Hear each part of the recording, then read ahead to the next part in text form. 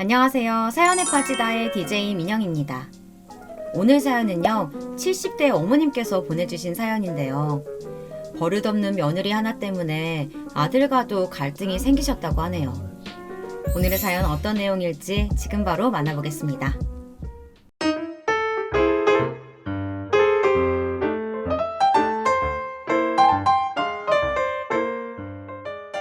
안녕하세요. 전라남도 완도군에서 과수원을 운영하고 있는 70대 여성입니다.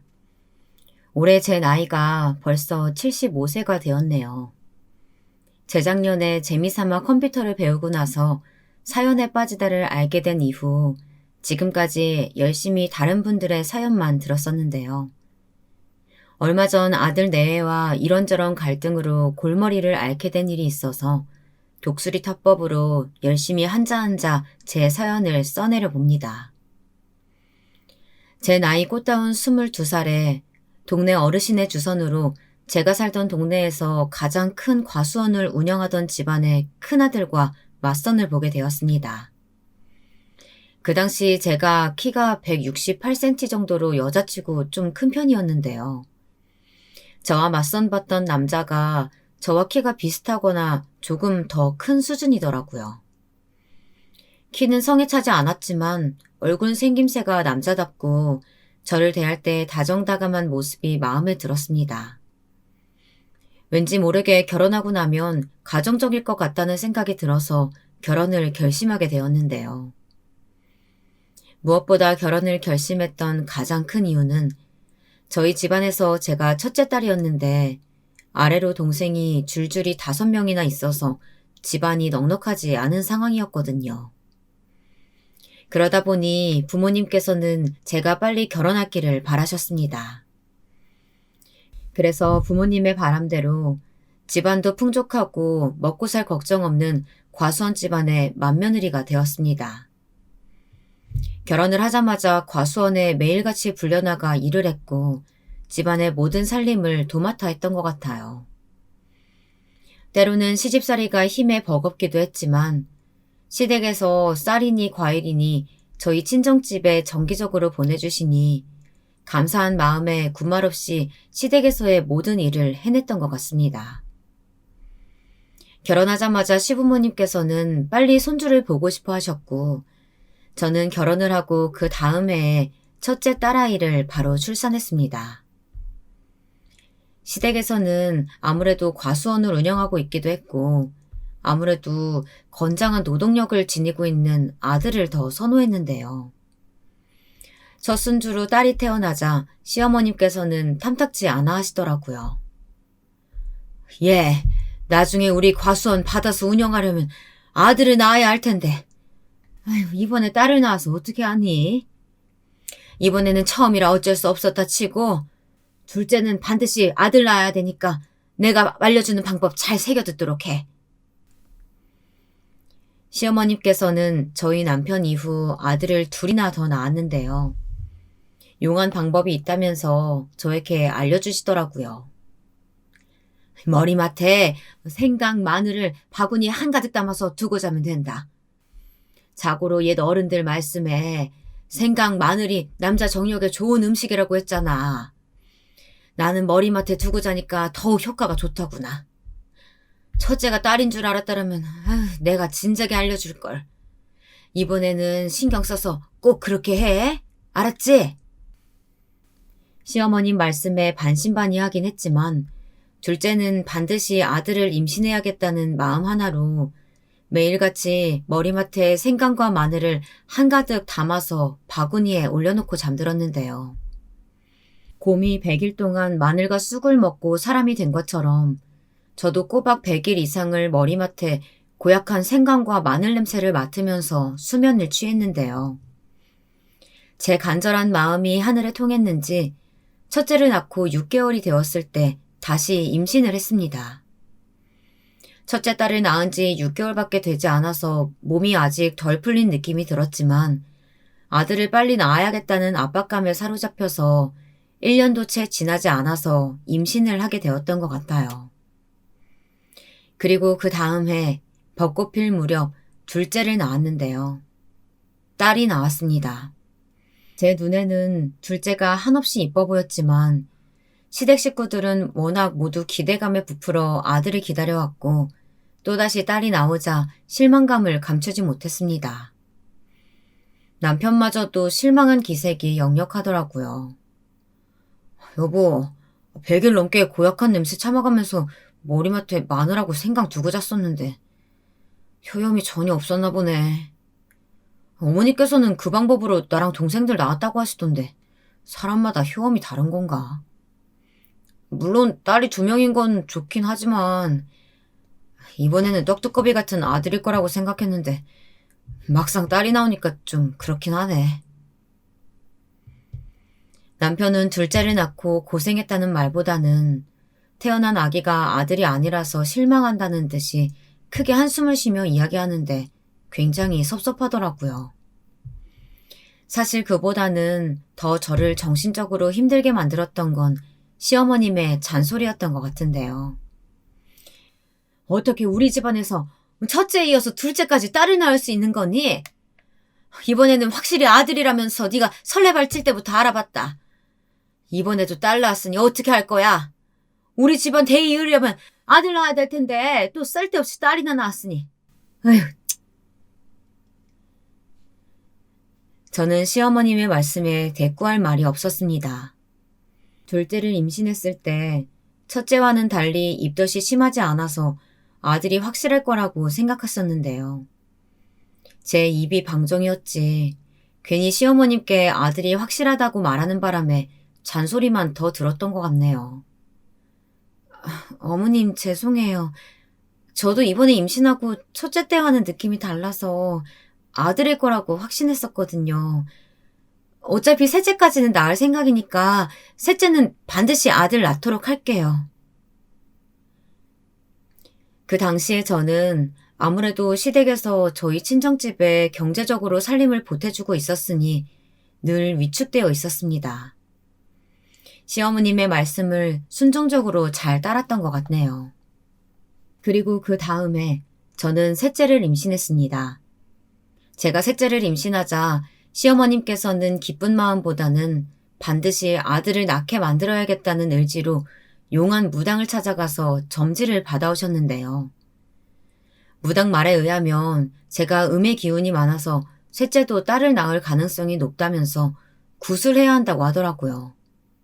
저는 어쩔 수 없이 굿을 받고 매일같이 밤이 되면 대접에 물을 떠놓고 달을 보며 삼신 할머니께 아들 낳게 해달라고 빌고 또 빌었습니다.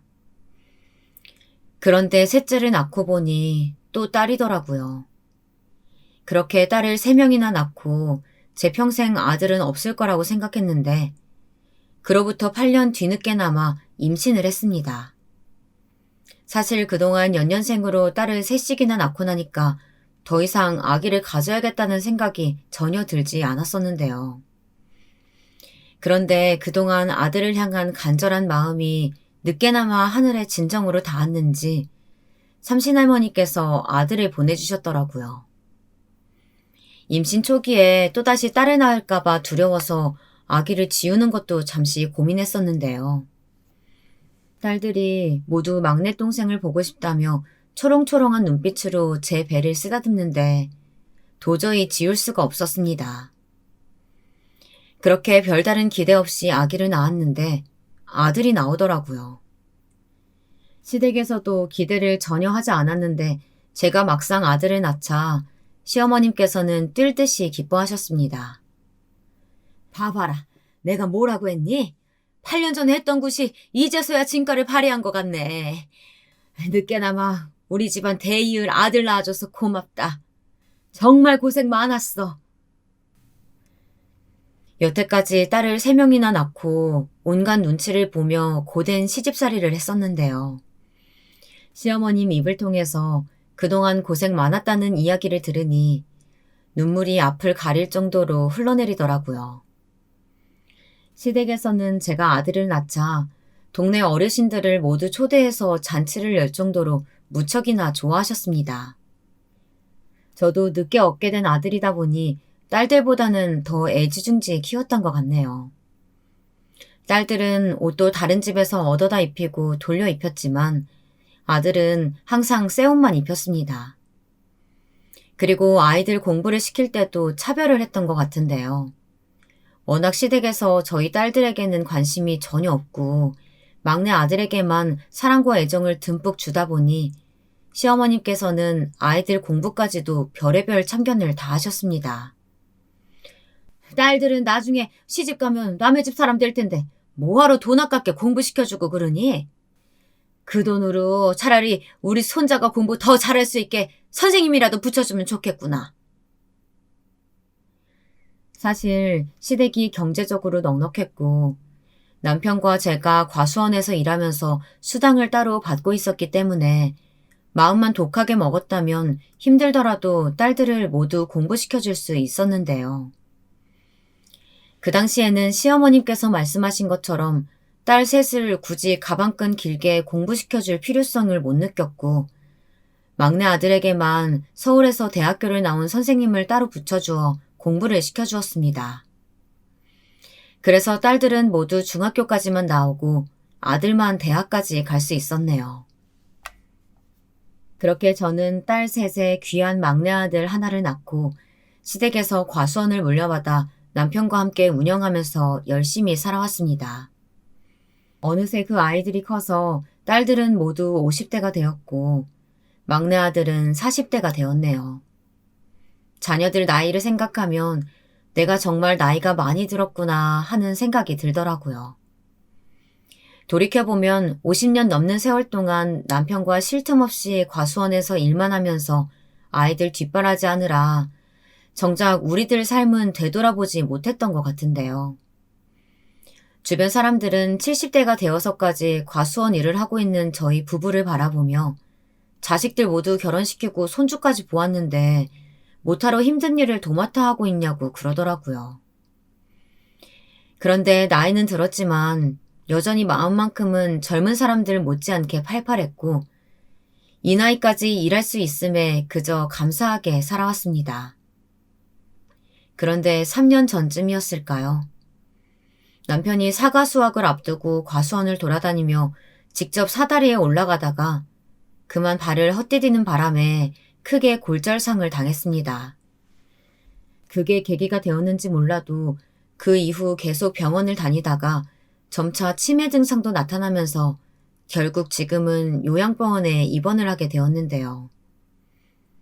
남편과 수십 년을 함께 살면서 언젠가 둘 중에 한 사람이 아프게 되면 남은 한 사람이 끝까지 보살펴주자고 약속을 했었는데 남편에게는 미안하지만 제가 그 약속을 지키지 못했습니다. 아무래도 제 나이가 70이 넘고 몸이 성치 않다 보니 남편을 온전히 혼자서 보살피는 게 쉽지 않더라고요. 처음 남편이 골절상에 이어 치매 진단까지 받았을 때 자식들에게 이 모든 상황에 대해 알렸습니다. 그런데 아버지께서 치매 진단을 받았다고 하니 모두들 각자 다른 의견들을 내놓더라고요. 여기서 잠깐 저희 아들, 딸들에 대해 소개를 하자면요.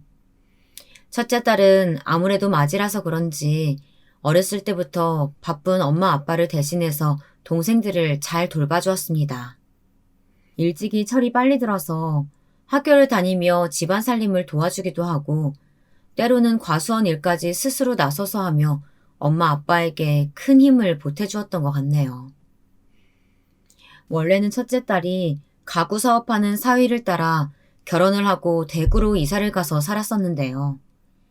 저희 첫째 사위가 5년 전에 폐암 말기로 진단을 받아 항암 치료도 제대로 못하고 세상을 먼저 떠나버렸습니다. 그때 상심이 큰 첫째 딸이 엄마 아빠 곁에 있고 싶다면서 과수원 일을 도우며 완도로 내려와 함께 살고 싶다고 하더라고요. 손주들은 모두 성인이라 각자 살 궁리를 알아서 하고 있었기 때문에 첫째 딸도 마음 놓고 시골로 내려오겠다고 하는 것 같았습니다. 저도 자식들과 오래 떨어져 있어서 그런지 첫째 딸이라도 늦게나마 끼고 살고 싶더라고요. 그렇게 사위가 죽고 나서 첫째 딸은 시골로 바로 내려와서 저와 남편을 대신해 과수원을 주도적으로 맡아서 운영하다시피 했습니다. 나이가 들어서 그런가 모든 일을 도맡아 하는 게 힘에 많이 부쳤었는데 첫째 딸 덕분에 몸도 마음도 편해졌던 것 같네요. 그 이후로 열 아들 못지않게 자기 몫을 톡톡히 해내는 첫째 딸 덕분에 저희 부부는 심적으로 의지하며 지내왔습니다. 그리고 저희 둘째 딸에 대해서 이야기하자면요. 어려서부터 동네 어르신들이 여배우라고 할 정도로 예쁘게 태어났습니다. 저도 남편도 객관적으로 인물이 뛰어난 편은 아닌데 어디서 이런 딸이 태어났는지 좋은 유전자만 받고 태어난 것 같아요. 예전에 시어머님께서는 저희 둘째 딸을 보면서 언젠가 인물값 할 거라고 했는데요. 실제로 외모 때문인지 몰라도 서울 강남의 부잣집 아들에게 시집가서 사모님 소리를 들으며 잘 살고 있습니다.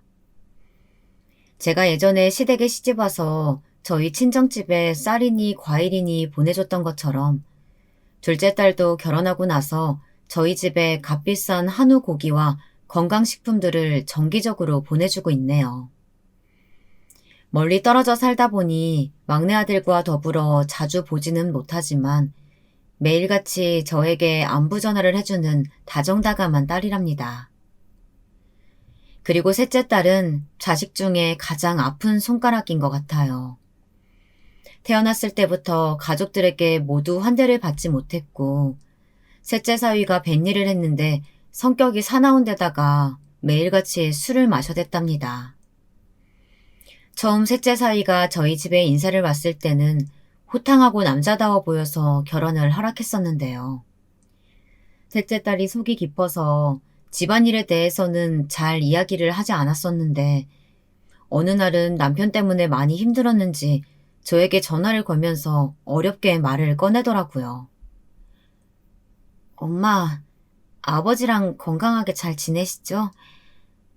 결혼하고 잘 사는 모습 보여줘야 되는데 아무래도 저 김서방하고 이혼해야 될 것 같아요. 매일같이 술 퍼마시고 들어오는 것도 모자라서 아이들한테 손찌검까지 하려고 해서 도저히 같이 못 살겠어요. 전화 너머로 금방이라도 울컥처럼 떨리는 셋째 딸의 목소리를 듣고 있자니 가슴이 미워지는 것 같았습니다. 미수가, 엄마 아빠는 언제나 우리 딸 편인 거 알고 있지? 네가 이혼하고 싶다고 하면 우리는 말리지 않을 거야. 김서방 그놈이 매일같이 술 마신다고 할 때부터 알아봤어야 하는데 아이들까지 건드리려고 한다면 말 다 했다. 요즘은 이혼이 흠도 아니니 같이 살면서 못 볼 꼴 보지 말고 당장에 이혼해. 엄마 아빠가 우리 손주들하고 너 자립해서 살 수 있도록 도와주마. 저는 셋째 딸이 쓰레기 같은 놈 때문에 고생하는 꼴을 도저히 볼 수 없었고 당장에 이혼하라고 이야기했습니다. 그리고 딸이 경제적으로 자립할 수 있도록 금전적으로 지원해 주었는데요. 지금은 부산에서 아이들을 홀로 키우며 횟집을 운영하고 있습니다. 마음 같아선 셋째 딸이 걱정돼서 손주들까지 모두 완주로 데리고 와서 엄마 아빠 옆에서 살라고 이야기하고 싶었는데요. 워낙 셋째 딸이 긍정적이고 씩씩하다 보니 혼자서 아이들을 잘 키워보겠다고 하더라고요. 그래서 저희는 금전적으로 조금만 도움을 줬을 뿐이었는데 벼랑간 횟집을 내더니 열심히 장사를 해서 이제는 빌려준 돈까지 모두 다 갚았네요. 그리고 마지막으로 막내 아들은 자식들 중 가장 열심히 공부를 가르친 보람이 있게 의사 선생님이 되었습니다. 지금은 서울에 있는 대학병원에서 내과 교수님으로 근무하고 있는데요. 의사 아들 덕분에 저희 부부는 건강검진을 정기적으로 받을 수 있었고 사실 남편의 치매도 아들이 시켜준 건강검진 덕분에 빠르게 진단받을 수 있었네요. 어떨 때 보면 아들이 무뚝뚝한 것 같지만 내면은 여리고 아버지를 닮아 다정다감합니다. 특히 위로 누나가 셋이나 있어서 그런지 몰라도 나이 차이가 있다 보니 누나들 말을 잘 따르는 편이었는데요. 결혼하고 나니 아무래도 누나들보다는 와이프 말을 더 잘 듣는 것 같기도 하더라고요. 아들은 같은 대학병원에서 함께 일하던 간호사와 결혼을 했습니다. 며느리는 저희 아들과 결혼하자마자 남들의 시선을 의식해서 병원을 바로 그만두고 아이 둘을 낳고 전업주부가 되었고요. 며느리가 외동딸이긴 한데 사돈댁이 경제적으로 넉넉하지 않아서 저희 아들과 결혼했을 때 집부터 살림살이까지 모두 저희 집에서 장만해 주었네요. 문득 며느리가 저희 아들과 결혼한다고 처음 인사 왔을 때가 떠오르는데요. 보통 처음 시부모님을 만나 뵙는 자리면 긴장도 되고 떨릴 텐데 저희 며느리는 긴장되는 모습 전혀 없이 굉장히 당돌하더라고요. 만나서 반가워요. 우리 미식이한테 같은 병원에서 간호사로 일하고 있다고 들었어요. 미식이 아빠하고 나도 부부가 같은 일 하다 보니까 서로 이해해 줄 수 있고 참 좋더라고요. 그런 부분에 있어서 아가씨가 우리 미식이랑 같은 병원에서 비슷한 일을 한다는 건 참 좋은 것 같네요. 어머님, 저는 결혼하고 나면 아무래도 미식 씨가 의사라서 월급도 많고 굳이 저까지 일할 필요가 없을 것 같아서요. 병원 일은 그만두고 집에서 미식 씨 내조하면서 지내려고 해요. 며느리가 다짜고짜 결혼하면 일을 그만둔다고 말하니 어리둥절했는데요. 두 사람이 충분히 합의했다면 그럴 수도 있겠다 싶었습니다. 그런데 그 이후에 며느리가 하는 말이 저를 더 당황스럽게 만들더라고요. 그리고 나중에 예물이니 뭐니 결혼 준비하실 때 기대하실까봐 먼저 말씀드려요. 사실 제가 홀어머니 모시고 있는데 집안이 넉넉지가 않아서요. 간호사 일한 지 1년밖에 되지 않아서 모아둔 돈도 얼마 안 되고요. 결혼 자금이 거의 없는 상태입니다. 미식 씨는 상관없다고 하던데 아버님 어머님께서도 괜찮으시죠? 그나저나 미식 씨가 부모님께서 과수원을 하신다고 해서 그냥 그러려니 했는데 실제로 와서 보니 규모가 꽤 커서 놀랐어요. 우리 미식 씨가 의사인 것도 모자라서 부잣집 아들이었네요. 며느리는 첫 만남에 결혼 자금이 없다면서 선전포고를 했는데요. 남녀가 사랑해서 결혼을 하는데 돈이 그렇게 중요하겠냐마는 며느리 태도가 너무 당당하고 뻔뻔해서 속물 같아 보이더라고요. 사실 결혼은 집안 대 집안이라고 집안을 봐야 한다고 했었는데 저희 아들 대비 여러 가지 면에서 며느리가 부족해 보이는 것 같아서 마음에 썩 들지는 않았습니다. 그래도 아들이 좋다고 데려온 여자이니 그거 하나만 보고 결혼시켰던 것 같네요. 그리고 지금은 아들이 돈을 꽤 많이 벌어오는지 오래전에 아들네 집에 놀러 갔더니 가정부를 부리며 편하게 생활하고 있더라고요. 며느리는 정말 저희 아들과 결혼하고 나서 신분 상승을 한 것처럼 삶이 180도 바뀐 것 같네요.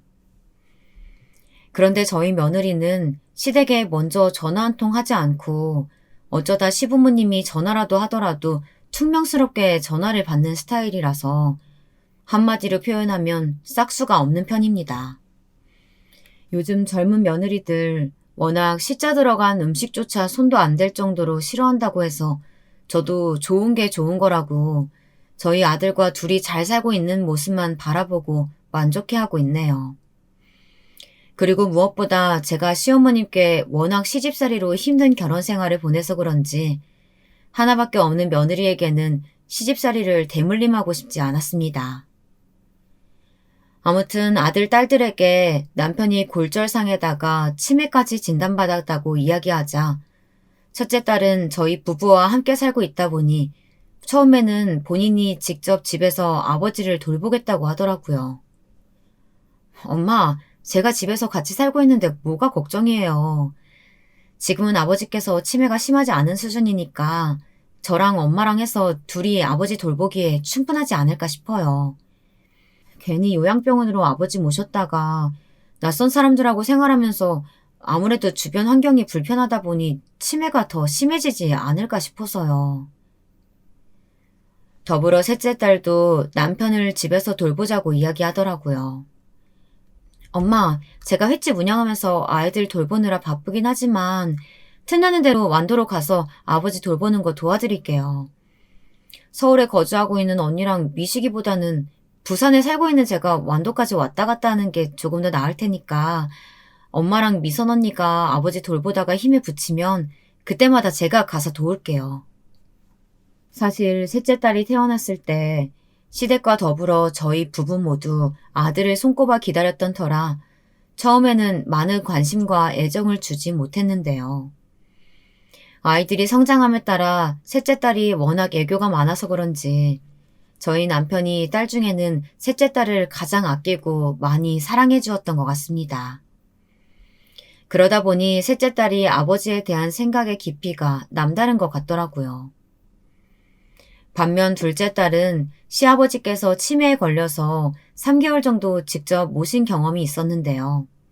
아무래도 치매 걸린 환자를 돌보는 일이 보통 일이 아니라는 걸 알고 있어서 그런지 몰라도 남편을 요양병원에 입원시키자고 이야기했습니다. 엄마, 저희 시아버님께서도 치매에 걸리셨던 거 알고 계시죠? 저희 집에서 3개월 동안 모셨는데 말이 조금이라도 통하면 몰라도 치매 증상 심하게 나타나면 집에서 모시는 게 쉽지가 않아요. 저도 아버지를 요양병원에 입원시켜야 하는 게 마음에 내키지는 않지만요. 치매 환자를 전문적으로 돌봐주는 시설에 보내는 게 치매 증상도 심해지지 않고 체계적으로 관리해 줄 수 있을 테니까 좋지 않을까요? 병원비 때문에 걱정하시는 거라면 저희 형제들끼리 나눠서 내면 되니까 걱정하지 마시고요. 둘째 딸 이야기를 가만히 듣고 보니 제가 남편 옆에 24시간 붙어 있을 수도 없고 아무래도 집에서 돌보는 게 분명히 한계가 있을 텐데 남편 입장에서도 요양병원에 있는 게 훨씬 좋지 않을까 싶더라고요. 마지막으로 막내 아들도 둘째 딸과 같은 한마음 한소리를 내었습니다. 엄마, 제가 병원에서 치매 환자를 직접 집에서 돌보다가 골병 나는 가족들을 많이 봐서 말씀드리는데요. 장기적으로 봤을 때는 아버지를 요양병원에 입원시키는 게 좋을 것 같아요. 치매는 치료받는다고 해서 낫지 않아요. 단지 속도를 더디게 하거나 어느 정도 유지시킬 뿐이죠. 시간 지나면 심각해질 수밖에 없어요. 저는 엄마까지 괜히 아버지 돌보시다가 건강 잃게 될까봐 그게 걱정이에요. 그렇게 첫째 딸과 셋째 딸은 남편을 집에서 돌보는 것으로, 둘째 딸과 막내 아들은 요양병원에 입원시키는 것으로 의견이 분분했는데요. 저는 아무래도 막내 아들이 의사이다 보니 전문가 소견으로 이야기하는 방향에 좀 더 믿음과 신뢰가 가긴 하더라고요. 그리고 첫째 딸과 셋째 딸이 아무리 옆에서 도와준다고 하더라도 과수원을 운영하면서 치매 걸린 남편을 돌보는 건 불가능하게 느껴졌습니다. 그래서 남편이 섭섭할 수는 있겠지만 가족 모두를 위해 요양병원에 입원하는 것으로 결정을 내렸네요. 반평생을 남편과 떨어지지 않고 붙어만 살다가 남편이 막상 요양병원에 들어가고 나니 마음이 괜히 심란하고 적적하더라고요.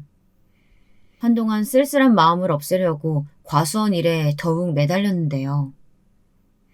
남편이 요양병원에 입원하고 3년이 지난 지금도 나이가 들다 보니 바람만 스쳐도 쉽게 울적해지고 쓸쓸해졌습니다.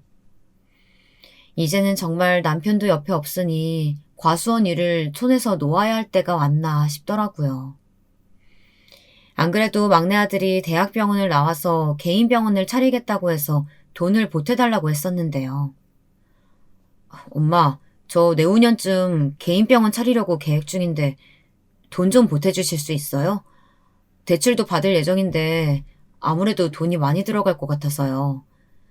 아버지도 요양병원에 계시고 엄마 혼자서 과수원 일하시느라 힘드신데 이런 부탁 드려서 죄송해요. 막내 아들이 개인 병원을 해보겠다고 제 눈치를 보며 정중하게 부탁을 하는데 그냥 무시할 수가 없겠더라고요.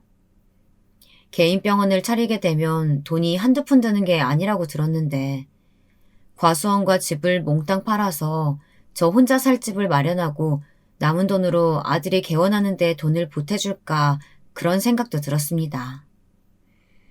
막내 아들을 계속 생각하다 보니 어린 손주 녀석들이 문득 보고 싶더라고요. 코로나 때문에 명절에도 아이들 데리고 시골에 내려오기 힘들다며 마지막으로 손주들을 본 게 3년 이상이 넘은 것 같은데요. 손주들이 얼마나 컸을지 궁금해서 며느리에게 영상통화를 걸었습니다.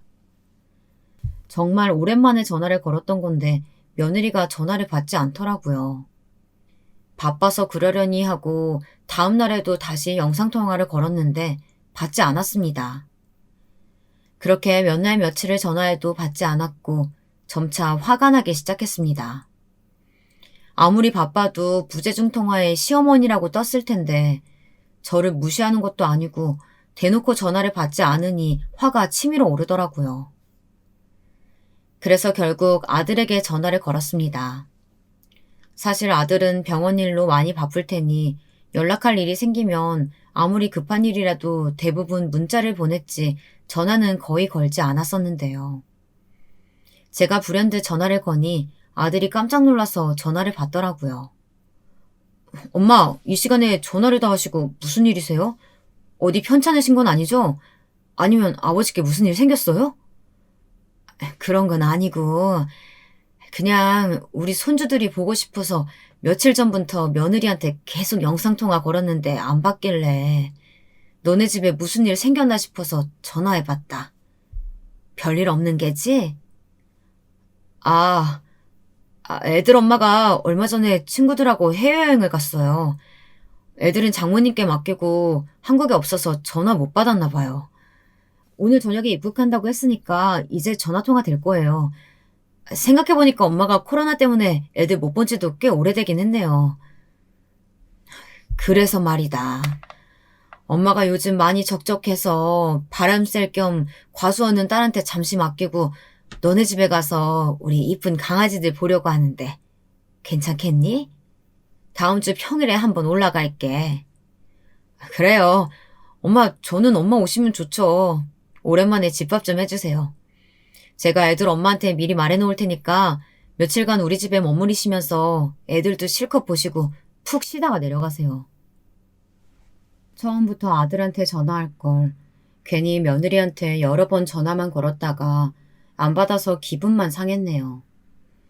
그런데 웃긴 건 그날 저녁이 되어도 그 다음 날이 되어도 며느리한테 전화 한 통이 없더라고요. 분명 한국에 돌아와서 부재중 통화에 시어머니가 여러 번 전화했던 내역이 있었을 텐데 말이에요. 괜히 그런 생각을 하면 며느리가 괘씸하게 느껴져서 또다시 화만 차오르더라고요. 그래서 그냥 버르장머리 없는 며느리는 무시하기로 하고 아들에게 이야기한 대로 서울로 올라갈 준비를 했네요. 오랜만에 손주들을 보러 갈 생각을 하니 마음이 다 설레었습니다. 손주들이 좋아할 만한 각종 과일, 채소들을 잔뜩 준비하다 보니 돗자리 한가득 짐을 싸게 되더라고요. 완도에서 서울까지 5시간이나 그 많은 짐을 들고 버스에 오르면 몸이 힘들 게 뻔했지만 그게 중요한가요? 서울에서는 먹어보기 힘든 싱싱한 유기농 과일 채소들을 손주들에게 먹일 생각하니 상상만 해도 행복해졌습니다. 그리고 설렘 한가득 안고 서울로 가는 버스길에 올랐는데요. 60대까지만 해도 장시간 버스를 타는 게 힘든 줄 몰랐는데 70대가 되고 나니 버스에 올라 앉아서 가는데도 엉덩이가 베기고 허리가 아프더라고요. 손주들에게 먹일 과일과 채소를 담은 보자기는 다행히 안전하게 짐칸에 넣어두었는데 5시간 동안 서울로 올라가는 길에 멀미가 나서 죽을 맛이었습니다. 제자리에 앉았다가 일어났다가 창문을 열어서 바깥바람도 쐈다가 별나리를 다치면서 5시간을 버텼네요. 서울 고속터미널에 도착했는데 도저히 아들 집까지 무거운 보자기 짐까지 들고 지하철 버스를 못 타겠더라고요. 사실 마음속으로는 며느리가 집에서 살림을 하는 것도 아니고 놀기나 하면서 시어머님이 서울로 올라오면 몇 시에 도착하는지 미리 확인을 하고 차를 끌고 모시러 와야 하지 않았나 싶었습니다. 그런데 그런 생각을 하면 무슨 소용이 있나요? 우리 귀하신 며느님은 시어머님이 서울로 올라오는 것보다는 더 중요한 일이 있는지 이렇게 끝까지 연락 한 번 없나 보다 생각하고 마음 편하게 택시를 타고 아들네 집으로 향했습니다. 오랜만에 서울로 올라와서 그런지 시골과 다르게 우뚝 솟아올라와 있는 아파트 건물들을 여러 채 보니 머리가 다 어지럽더라고요. 그리고 왜 이래 아파트 동은 많은지 한참 동안 머리 위에 무거운 짐을 이고 아들네 집을 찾아 헤맸던 것 같습니다. 드디어 아들네 집에 도착해서 벨을 눌렀는데요. 벨을 여러 번 한참 눌렀는데도 문이 안 열리더라고요. 그리고 5번째 벨을 눌렀을 때 며느리의 목소리가 인터폰 속에서 들려왔습니다. 누구세요? 누구긴 누구야. 네 시어머니지. 오랜만에 봐서 못 알아보는 게냐? 어서 문 열어라. 한참 동안 머리에 짐이고 있었더니 힘들어 죽겠구나. 어머님이시라고요? 갑자기 우리 집에는 무슨 일로 오신 거예요? 무슨 일로 오다니. 내가 우리 아들한테 지난주에 손주들 보러 서울 올라간다고 연락했는데 못 들은 거야? 미식이가 병원 일로 바빠서 미리 얘기 못했나 보네. 아무튼 짐도 있고 밖에 계속 서 있기도 그러니까 문부터 열어주고 대화하자꾸나. 며느리는 제가 서울로 올라온다는 걸 전혀 몰랐던 것처럼 이상한 소리를 하고 있었고 저는 무슨 영문인지 몰라도 왜 문을 안 열어주고 밖에 서서 인터폰으로 며느리와 대화를 하고 있어야 하는지 이해가 안 갔습니다. 그러니까요. 저는 어머님께서 저희 집에 오시는 걸 전혀 모르고 있었어요. 갑자기 이렇게 집에 들이닥치셔서 다짜고짜 문을 열어달라고 하시면 어떻게 하라는 거예요. 저한테 미리 연락이라도 주시든가. 지금 집에 애들 친구 엄마들 모여서 다 함께 식사하고 있으니까 일단 돌아가세요. 재수없게 말도 안 하고 뭐 어쩌자는 거야. 며느리는 그렇게 자기 할 말만 말하고는 인터폰을 꺼버렸습니다. 저는 어이가 없어서 한동안 문 앞에 멍하니 서 있었네요.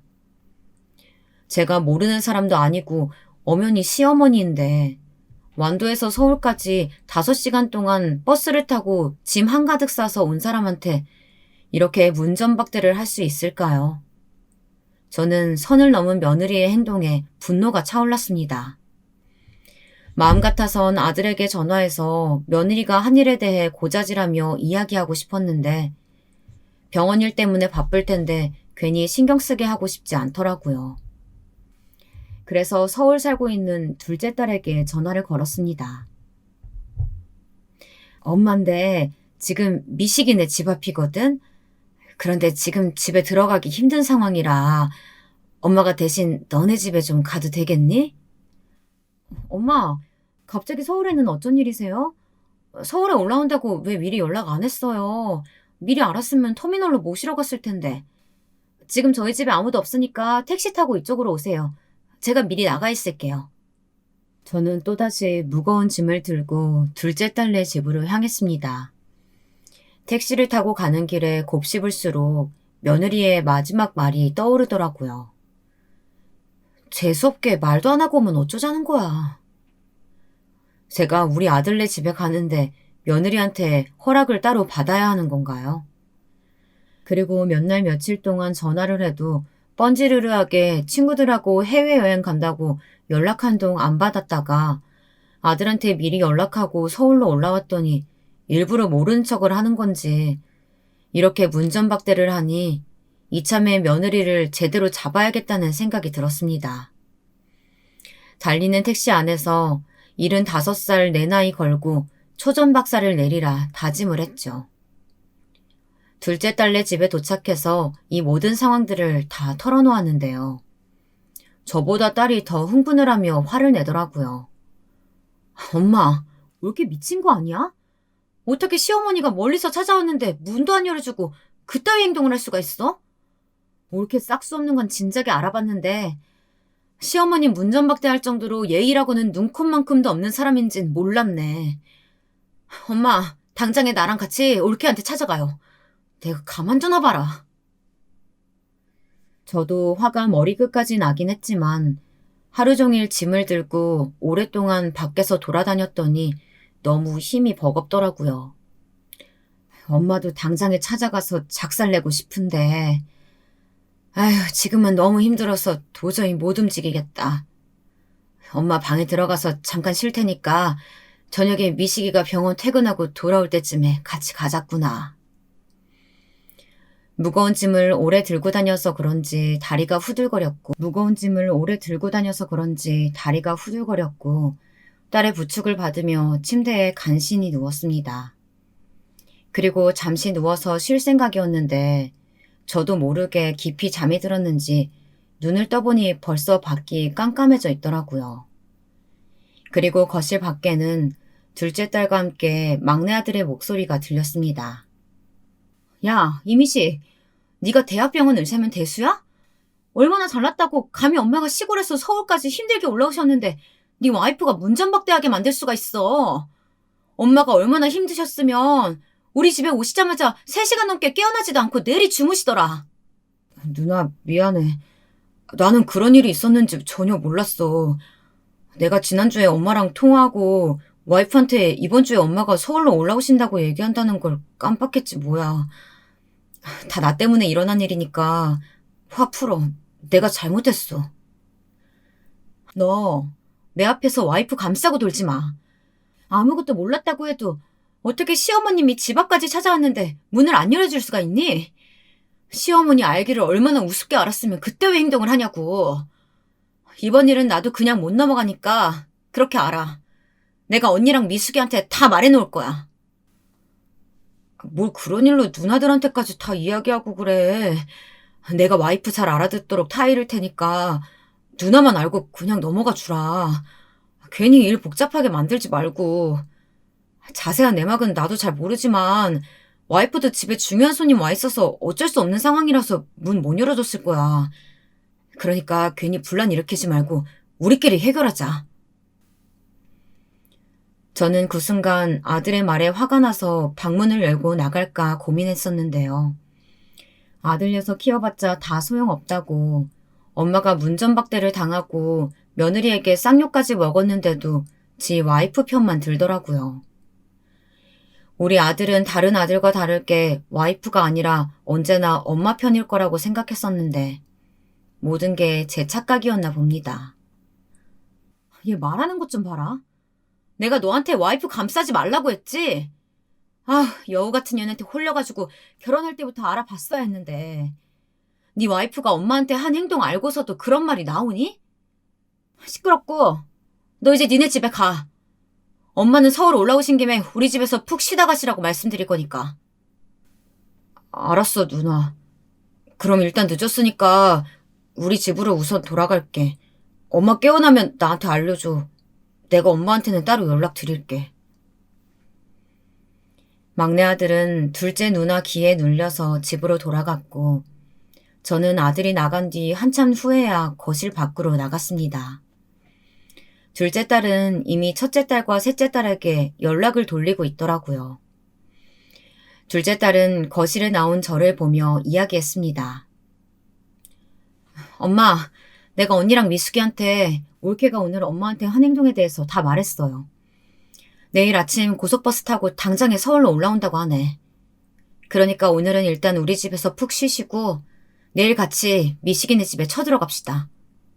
엄마도 이번에는 올케 가만두지 마요. 엄마가 항상 오냐오냐 하니까 올케가 범무서운 줄 모르고 기어오르는 것 같아. 우리 이번엔 본때를 보여줘야 돼.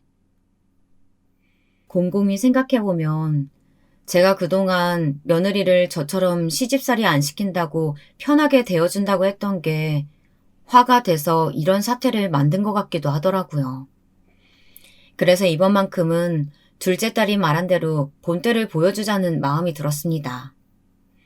한편으로는 굳이 딸 때까지 모두 나서서 며느리를 찾아가야 하나 싶기도 했지만 이왕 이렇게 된 거 이참에 며느리를 제대로 참교육해야겠다 싶었습니다. 그 다음 날이 되자 첫째 딸과 셋째 딸까지 모두 서울로 올라왔습니다. 다 함께 아들네 집 앞에 모였는데 그날은 아들이 오후 진료가 없어서 마침 며느리와 함께 집에 있더라고요. 이번에는 그 전날과 다르게 벨을 누르자 며느리가 바로 문을 열어주었습니다. 그리고 딸들과 함께 현관문을 열고 들어갔는데 며느리가 웃으며 이야기하더라고요. 어머님 오셨어요? 어제는 제가 죄송했어요. 집에 다른 손님들이 있기도 하고 바로 문을 열어드리기가 어려운 상황이라서 잠시 다른 데 가실 줄 알았는데 작은 형님 댁에 가실 줄은 꿈에도 몰랐네요. 저 혼자 있을 때는 재수없게 말도 안 하고 집에 왔다고 쌍욕할 때는 언제고 아들이 옆에서 지켜보고 있어서 그런지 몰라도 착한 척, 다정한 척 웃으면서 말을 하는데 정말이지 가증스럽더라고요. 어제는 나한테 재수없다고 화내면서 돌아가라고 할 땐 언제고 지금은 태도를 바꿔서 죄송하다고 하니까 내가 어느 장단에 맞춰야 될지 모르겠구나. 세상에 어떤 며느리가 제정신이 아니고서야 저 멀리 시골에서 짐까지 들고 온 시어머니한테 그렇게 문전박대를 할 수 있는 거니? 어머님, 제가 언제 그렇게 말했다고 그러세요? 아우, 생사람 잡으시네. 어머님도 아버님처럼 치매 오신 거 아니에요? 이왕 서울 올라오신 김에 애들 아빠 대학병원 가서 건강검진 좀 받고 가세요. 정말 치매 오신 거면 아버님 계신 요양병원에 빨리 들어가셔야 될 텐데. 이렇게 혼자 멀리까지 혼자서 왔다 갔다 하시다가 길 잃으시면 어떻게 하시려고 그래요? 저는 또다시 선을 넘는 며느리의 발언에 도저히 참지 못하고 막말을 퍼부었습니다. 그래, 너 말 한 번 잘했다.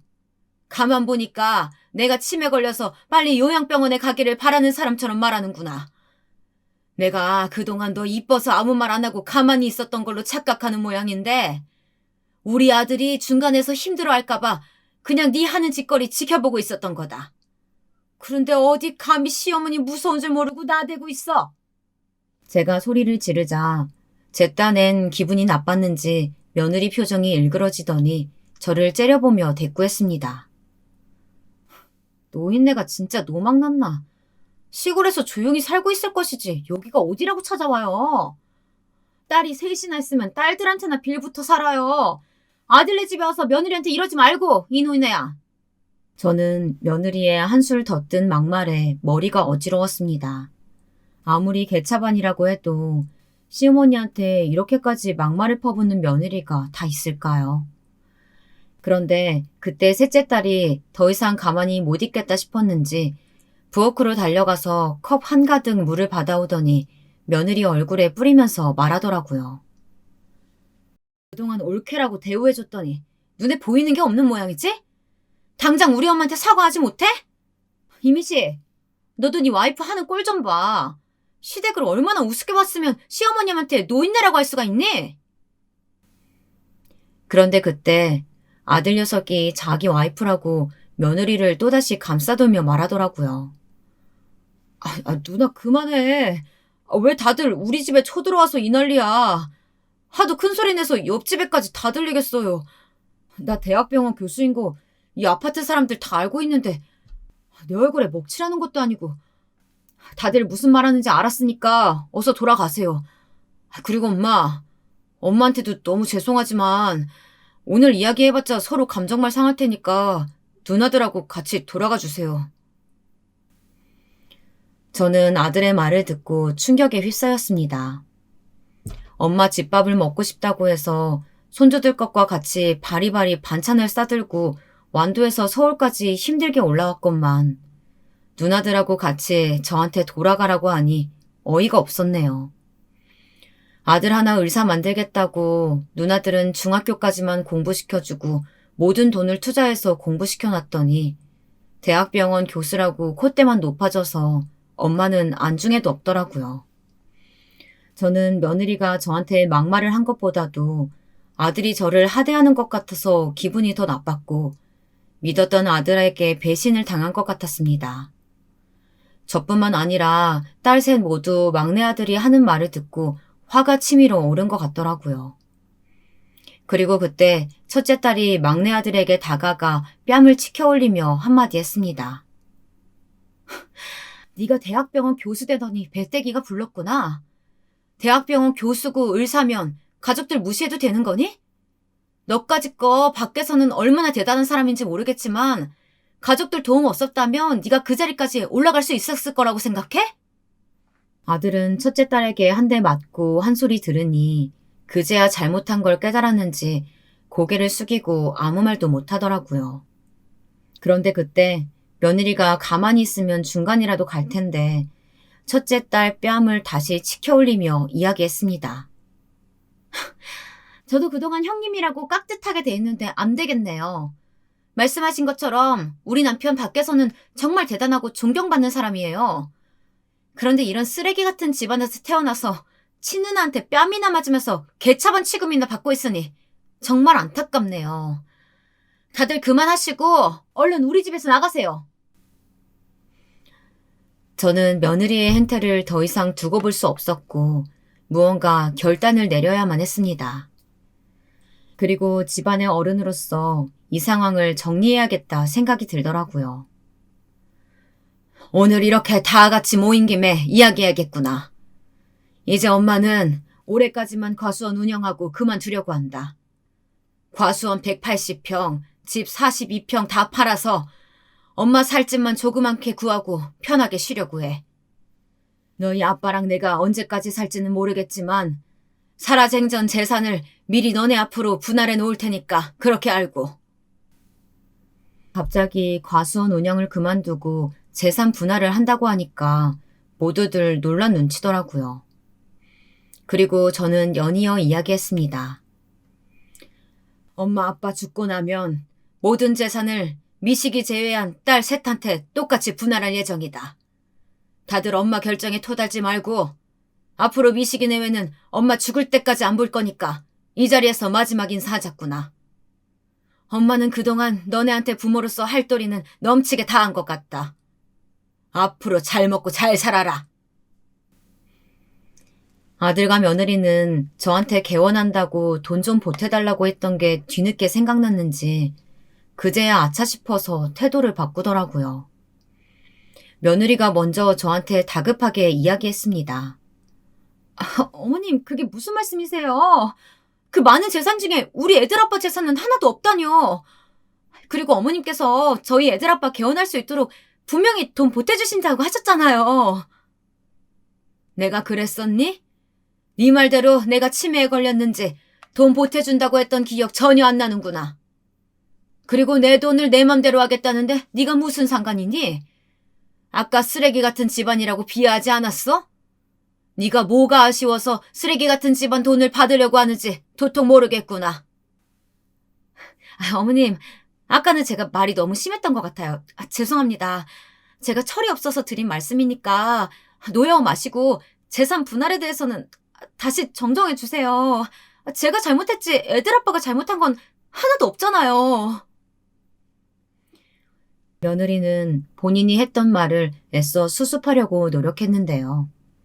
무슨 말을 하더라도 제 귀에 전혀 들어오지 않더라고요.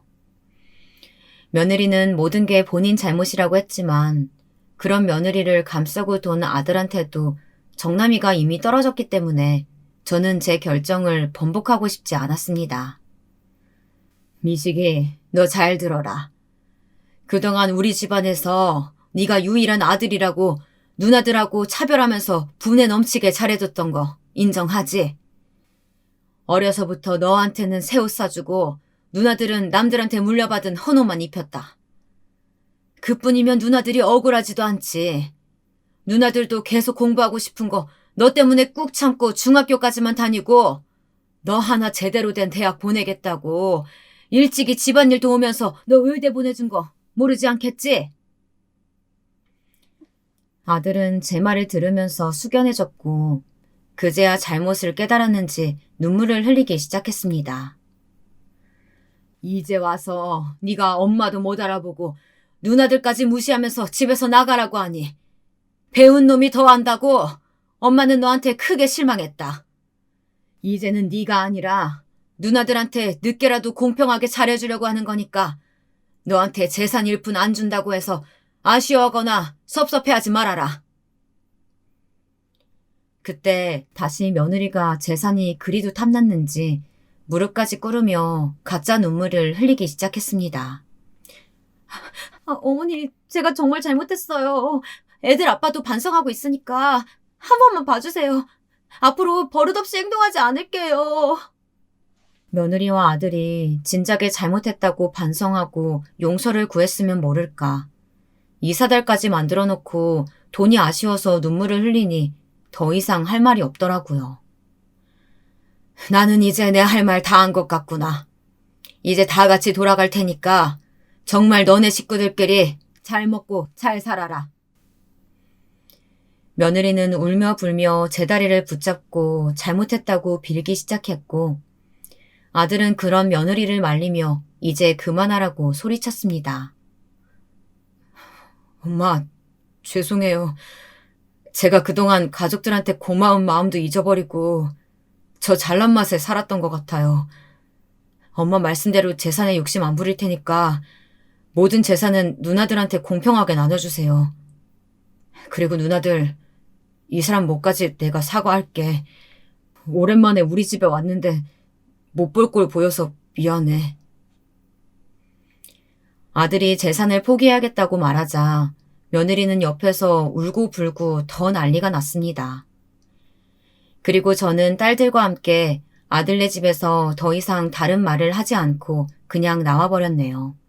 지금은 제가 자식들 앞에서 공식적으로 말한 게 있으니 50년 넘게 동고동락한 과수원과 집을 정리하고 있습니다. 그동안 추억이 참 많았던 곳인데 이렇게 하나씩 정리를 하고 있으니 마음이 심란하기도 하네요. 남편과 나이가 들수록 욕심부리지 말고 하나씩 비워나가자고 했는데요. 이제는 과수원 일도 그만두고 여유가 생겼으니 요양병원에 있는 남편도 더 자주 만나러 가고 제 여가 생활도 즐기려고 합니다. 아들과 사이가 틀어져서 마음이 아리긴 하지만 남은 자식이 셋이나 되어서 다행인 것 같네요. 앞으로 딸들과 더 행복한 시간을 보내야겠어요. 제 긴 사연 읽어주셔서 감사드립니다.